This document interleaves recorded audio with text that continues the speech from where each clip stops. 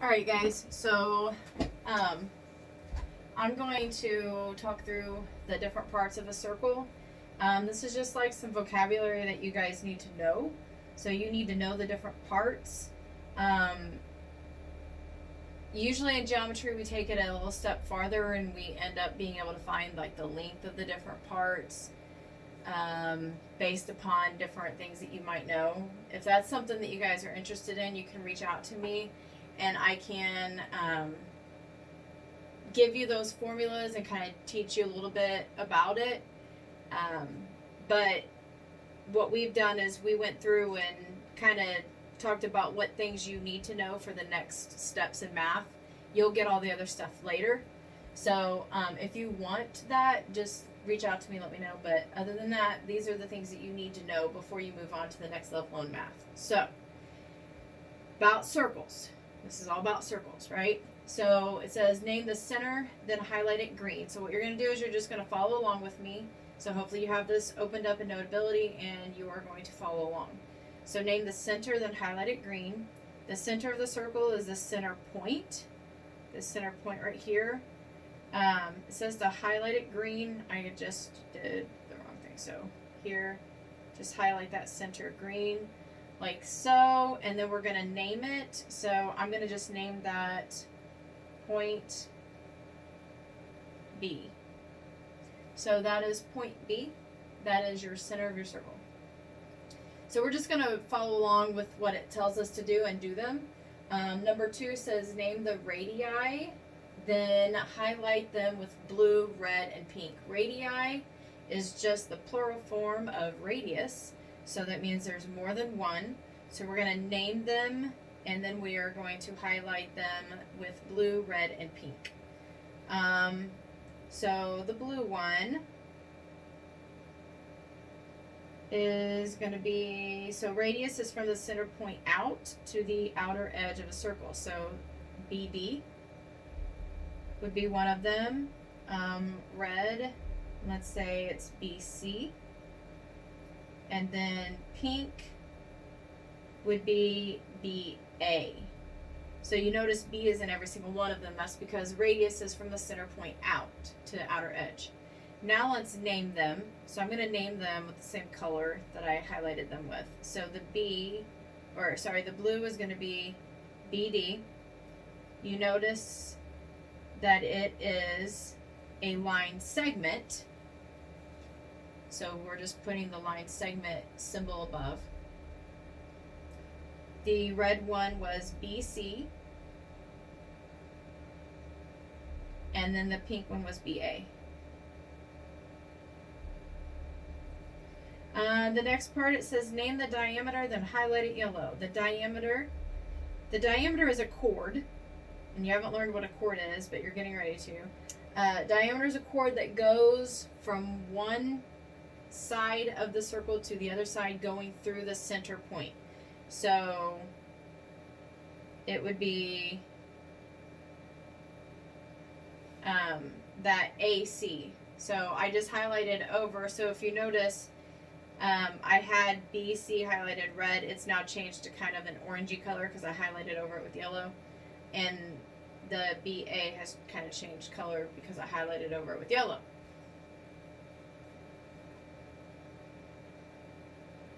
It says to name the diameter, so I'm going to name it. And the diameter is AC. And again, it was a line segment, so I'm just going to put the line segment symbol above it. Remember, we name points with the endpoints, or at least 2 points on the line. Number 4 says name a chord, then highlight it gray. So a chord. The requirement for a chord is just simply that it is a line segment where both endpoints lie on the circle. So the diameter is a special chord because both endpoints are on the circle, but it also goes through the center. So when I said the diameter is a special chord, and you'll figure out what that is, that's why. So a chord is just any line segment where both endpoints are on the circle. So name a chord, then highlight it gray. So I'm going to go grab my gray color here. And from F to H, that is a chord. And I'm going to name that FH. And again, that's a line segment. A chord is a line segment. Number 5 says name the tangent, then highlight it purple. Tangent, hopefully you guys know this by now because you've used that tangent constraint in Inventor. Tangent is a line that touches a circle at exactly 1 point.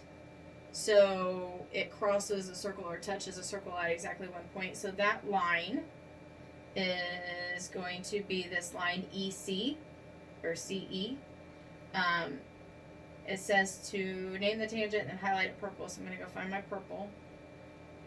And that would be this line right here. See, it's tangent to the circle at point C. That's where it's touching at exactly 1 point at point C.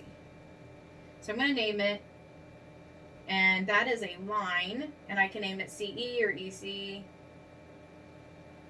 But that one has to have the arrows on the end because it is a line, not a line segment. Number 6 says name a secant, then highlight it orange. A secant. Secants are lines that intersect a circle at 2 points. So not one, like a tangent. A secant is one that crosses or intersects with the circle at 2 points.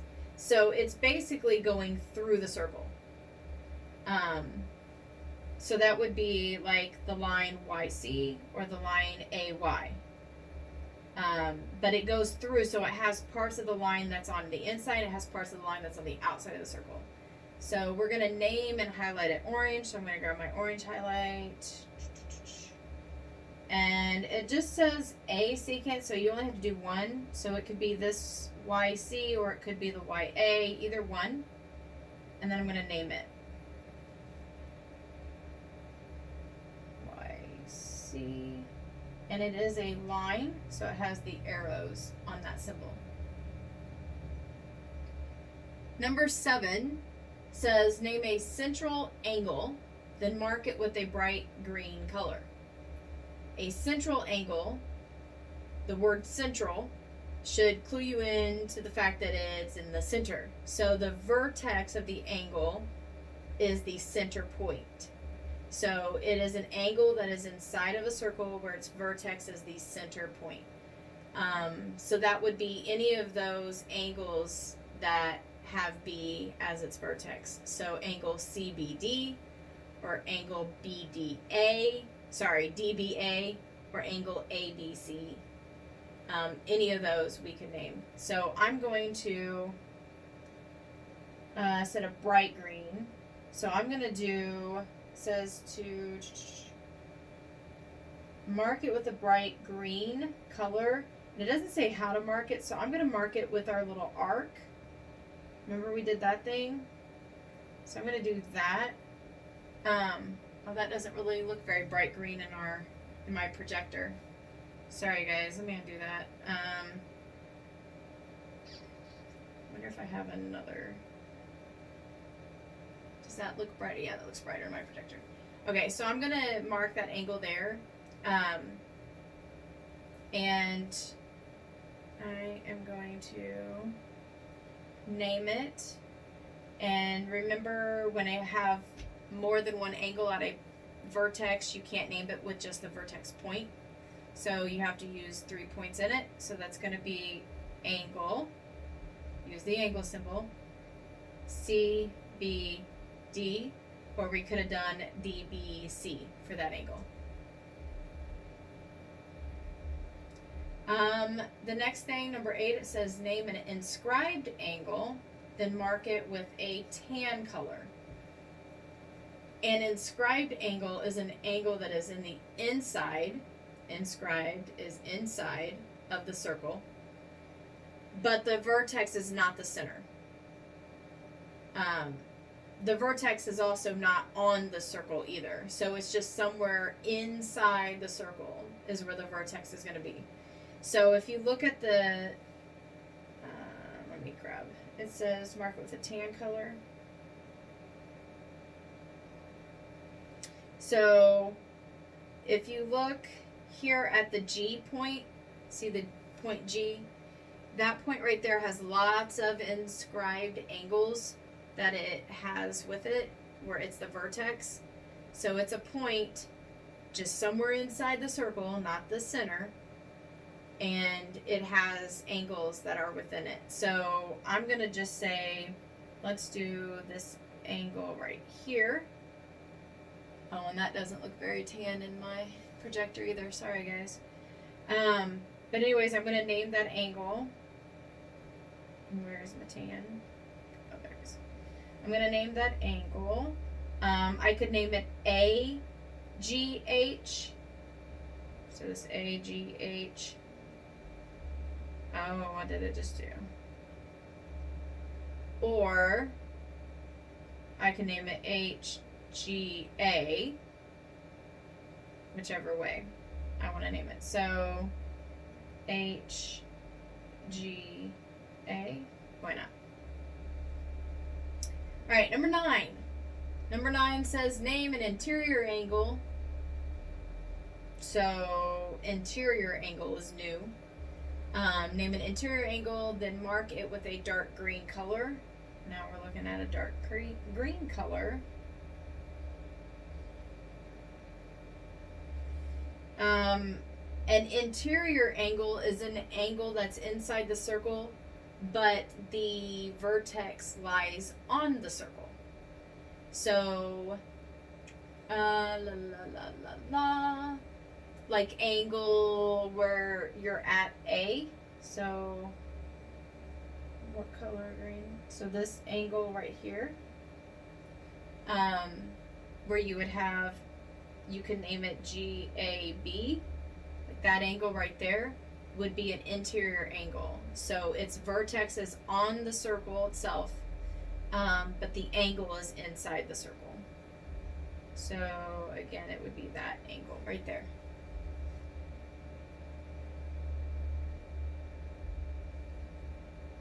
I don't think that's really dark green enough for me. Let's go with this one. There we go. Now you can tell the difference. Okay, so that one is going to be angle, let's go with GAB. Gab. Because I've been gabbing for a while. I don't know. I don't feel well, guys.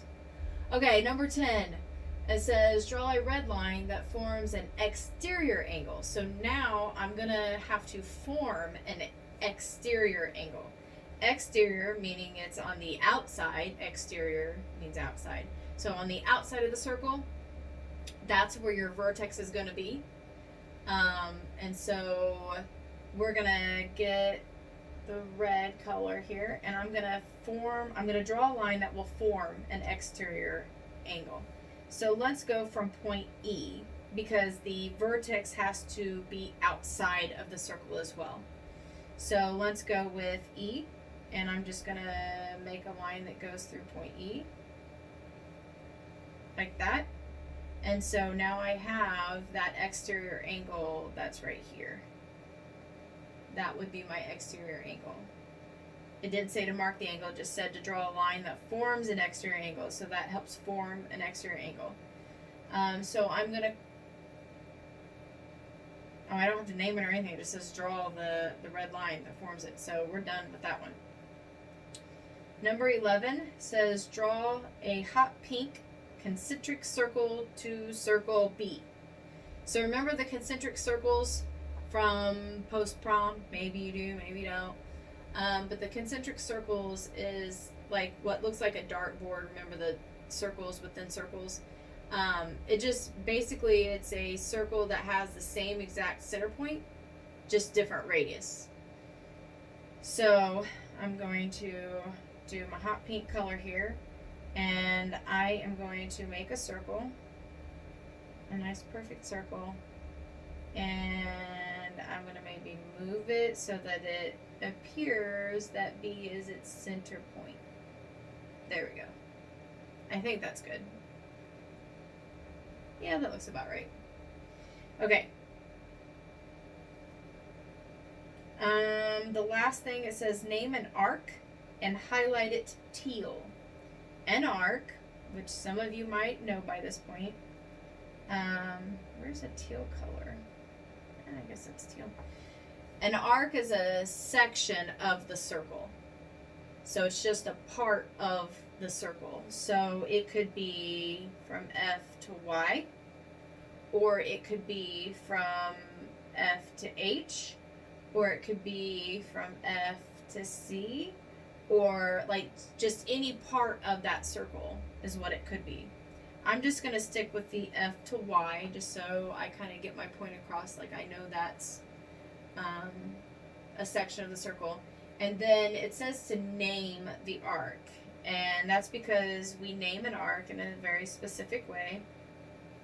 We name it with the points that are within it. So FY. But then instead of a line symbol above it, you're going to put an arc above it.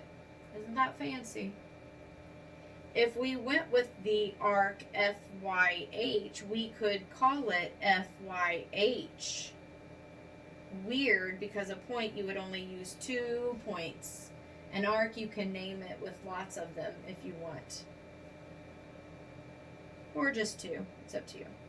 But I'm going to stick with just the FY.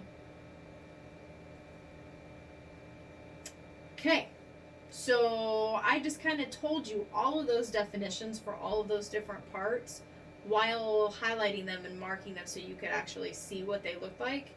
Now we are going to scroll down to where we have to name which thing the definition is talking about.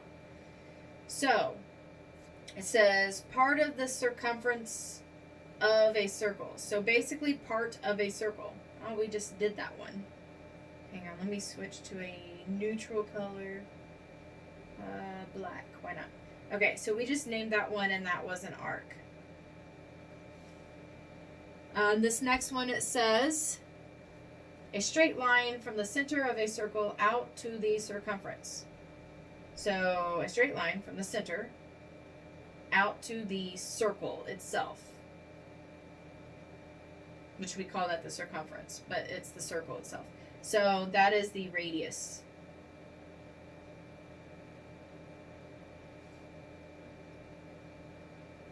Coplanar circles with the same center but different radius. So circles that have the same center point but different radius. That is concentric circles. And that's not all going to fit there, so I'm going to go over like that. Why'd I say concentric centers? That's funny. I really don't feel good. Concentric circles. Lordy, lordy. Alright, the next one says line which intersects a circle in 2 points. So not 1 point, that would be tangent, but 2 points. That is the secant. A segment with both endpoints on the circle. So it's just a line segment where both the endpoints are on the circle. It doesn't say it has to go through the center. So this is just any old chord.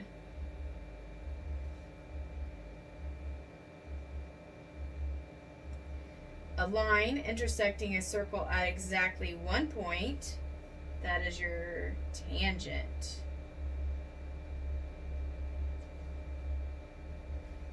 A chord that goes through the center of a circle. Oh, that's that diameter. It's also the longest chord in a circle, FYI. An angle with its vertex at the center of the circle. The center of the circle, that is your central angle.